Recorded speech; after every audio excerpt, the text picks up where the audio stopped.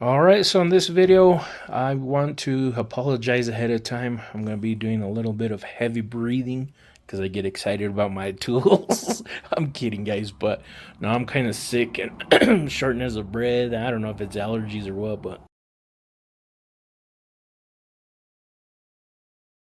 I wanted to give you guys a little warning on this little um, cold saw if you're looking to purchase one. So as you can see here, this is the original base, and the way this was created, it's pieces of steel that have been tack welded together.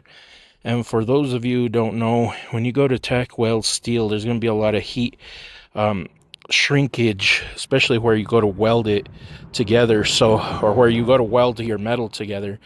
And I got this blue point here. It's to check the flatness of cylinder heads, but I just wanted to give you guys an idea of how warped this thing actually is. So it's pretty bad. The front and the back, not so bad, but right where the metal goes, right in the center there, it's really bad. And then, same thing, there's some sections here where it's like really, really bad. So, yeah, as you can kind of see, there's the warpage there. And a lot of that warpage is where there's a piece of metal in there that was tack welded together. And I'm going to flip this thing over to show you guys. Let's see here. Hopefully a little spider don't come out on us. Yeah, there's one in there. But, yeah, so this is that plate that, or that piece of metal that's been tack welded there. And that's where all that, warpage is coming out. Same thing with the edge, or the edges there. Everything's tack welded. So as you can see, it's not very thick material.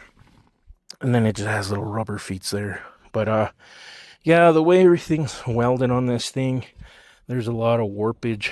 And I went through 3 of these on Amazon. So, and this one, the first one actually had the best. That's actually the best base. The other ones were severely warped. Like, it was really bad. So, yeah.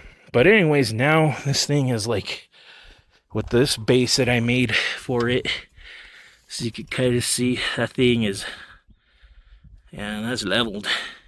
So I actually got the flattest pieces of steel that I was able to find. I got 2 pieces and then made my own base. And then I installed this on a Hercules miter saw stand. So this thing actually works out really good now. It cuts material really straight. And yeah, I mean, the motor, the hardware, everything is really good on this thing. I didn't really have to do too much work. But anyways, I thought I'd make this video, show you guys the way this is designed.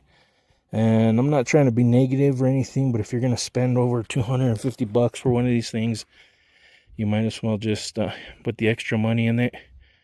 Or put the extra money and get you something with a machined base, something that's not tack welded together. And as for Vevor or Vevor, if you're watching these videos, I think you guys could do a better job of the base. I mean, once you do that, I mean, people will be willing to pay that extra money to have a really good machine. But then again, a lot of these tools are built for, you know, low cost. But I think the quality's there on the top part of the machine and everything.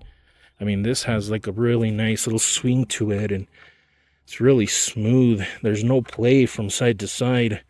So that thing is really nice and tight. I noticed that on the other ones that I got too. It's just those bases, very horrible. Yep, just thought I'd give you guys a little information on that Vevor cold saw. But anyways, I want to thank you guys for watching. God bless you guys, and I will see you guys on the next one.